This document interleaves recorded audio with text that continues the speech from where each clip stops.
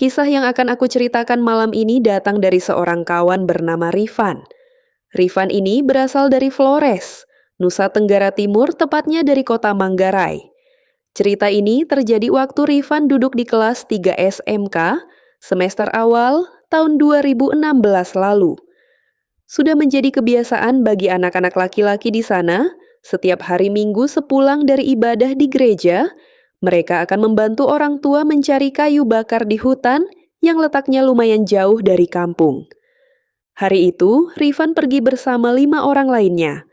Bang Nardi, abangnya Rifan, Dedi, Chandra, abang Dedi, Eri, dan Lodo. Di kampung Rifan, ada kepercayaan kuat bahwa pantang berteriak memanggil kawan atau siapapun di dalam hutan dalam keadaan apapun. Rifan dan kawan-kawannya sudah sangat paham akan aturan tersebut. Sesampainya di hutan, mereka menyimpan semua bekal dan alas kepala di satu titik yang disepakati sebagai tempat kumpul kembali.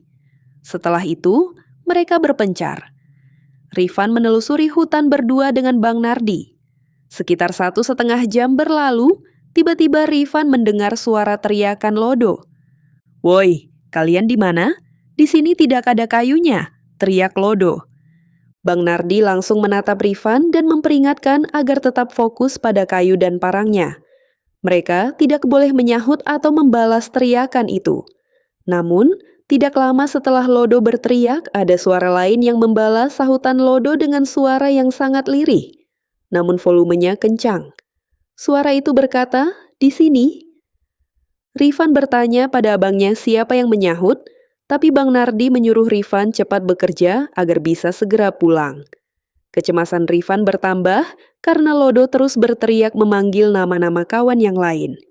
Sampai ketiga kalinya Lodo berteriak, kembali terdengar sahutan lirih yang sama, tapi kali ini terdengar lebih jelas dan kencang tepat di belakang Rifan dan Bang Nardi. "Di sini kayunya banyak, tapi macam di belakang kalian." Bayangkan betapa ngerinya posisi mereka saat itu. Namun, Rifan dan Bang Nardi tetap fokus mencari kayu. Setelah 3 jam berlalu, mereka akhirnya berkumpul kembali di titik awal. Rifan melihat Lodo ada di sana dan merasa lega, berpikir bahwa teriakan tadi mungkin hanya gangguan biasa. Mereka mengikat kayu dan bergegas pulang.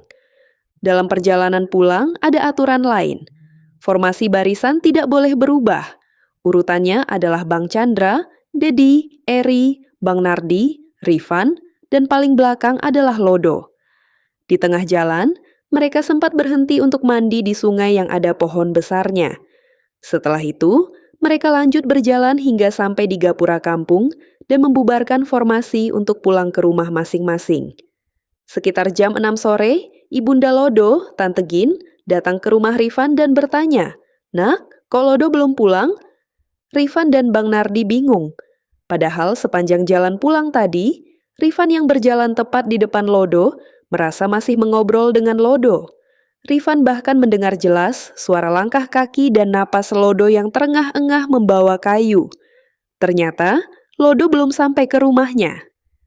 Malam itu, seluruh warga dan tetua adat masuk ke hutan untuk mencari Lodo.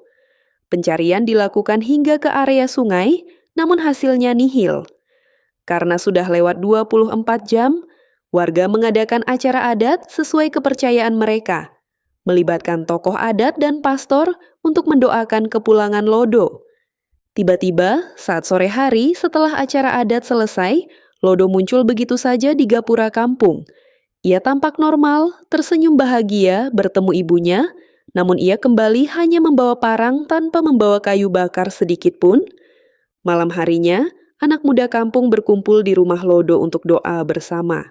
Saat ditanya kemana saja dia selama 2 hari, Lodo menjawab dengan suara halus. "Waktu kalian mencari saya kemarin, saya melihat kalian semua. Saya berada di atas pohon besar di sungai tempat kita mandi. Perempuan cantik yang bersama saya waktu itu bilang, kalau saya berteriak, saya akan dilempar dari pohon itu dan dia akan mengambil salah satu dari 5 orang temanku. Jadi saya diam saja, tidak berani minta tolong." Mendengar itu, mereka semua terdiam, namun bersyukur Lodo sudah pulang. Setelah acara selesai, Lodo berpamitan kepada ibunya untuk istirahat karena merasa sangat capek. Namun, sekitar 15 menit kemudian, Tante Gin mencium bau bangkai yang sangat menyengat dari arah kamar Lodo. Saat pintu kamar dibuka, Tante Gin melihat Lodo sudah tidak bernyawa.